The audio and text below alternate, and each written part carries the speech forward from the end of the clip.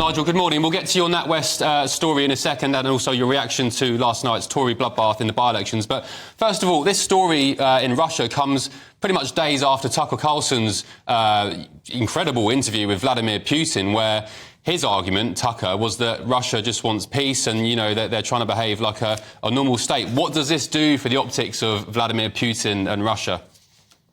Well, it's appalling, but it's unsurprising. You know, all the reports about conditions in this penal colony, the way people were being treated, you know, hosed down with water in freezing conditions, etc.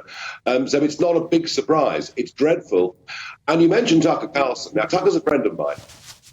But I have to say, not even to ask a question about Navalny was, I think, the biggest failing of his interview. And I thought that at the time. Now it looked like very, very poor judgment on Tucker's. That question had to be asked if there are elections coming up in Russia.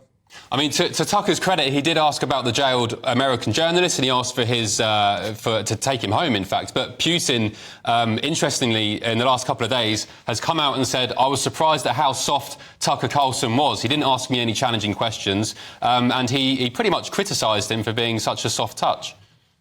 Yeah, I mean, look, you know, he did ask about the jailed journalist, to which Putin, of course, had a very strong answer, which is we caught him red-handed, passing over it. So you can believe that. You can disbelieve that. But not to have asked about the state of democracy in Russia, not to have asked about Navalny, was a major failing of the interview. And now in the light of what's happened today, it does look like Tucker failed, frankly. Yeah.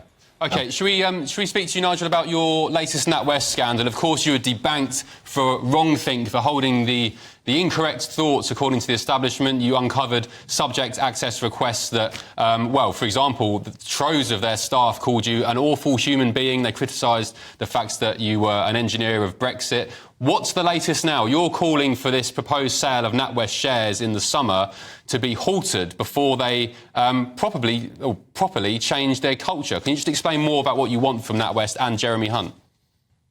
Well, absolutely. I mean, look, we've had the NatWest profits this morning, and they're very good figures. That's not surprising, given the gap between rates you can borrow and lend with the bank and the fact that rates are higher.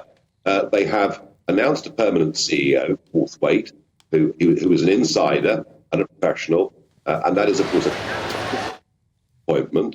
And I cannot see any evidence that there's been a culture change within the bank of any kind at all. It's as if, let's put the Nigel Farage behind us.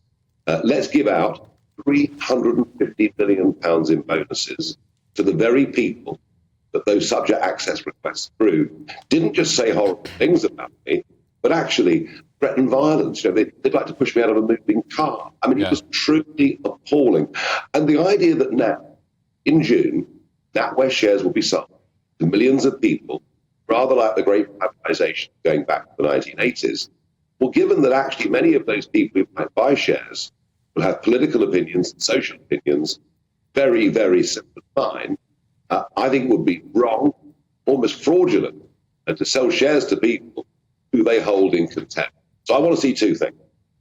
Number one, a promise that the culture at the bank has changed and that people will not be unfairly debanked. And believe you me, there are plenty of us.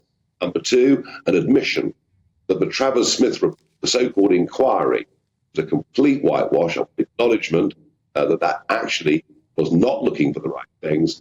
And number three, you know, I racked up huge legal bills through the course of all of this, suffered reputational damage as a result of what was said, and they should settle with me as well. If they don't do those things, I will lodge papers in the court and will have this out sometime over the course of the next few months. And that would mean it's almost impossible for this sale to go ahead. Now, Jeremy Hunt wants this sale to go ahead. He wants this to be a big moment of his chancellorship, and it's something he's going to announce, I think, formally in the budget on the 6th of March. So NatWest, settle your debts with me and come clean with the British public. Has your culture changed or hasn't?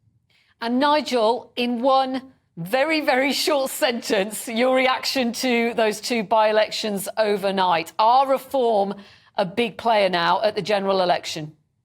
Last night, Reform UK came of age. Up until that point, they'd struggled to mobilise in by-elections. We got a couple of scores there. the average of which is above our national vote share, the party is now on the up.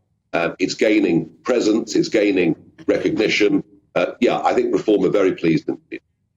Nigel Farage, very much appreciate your attendance with us this morning. Thank you so much.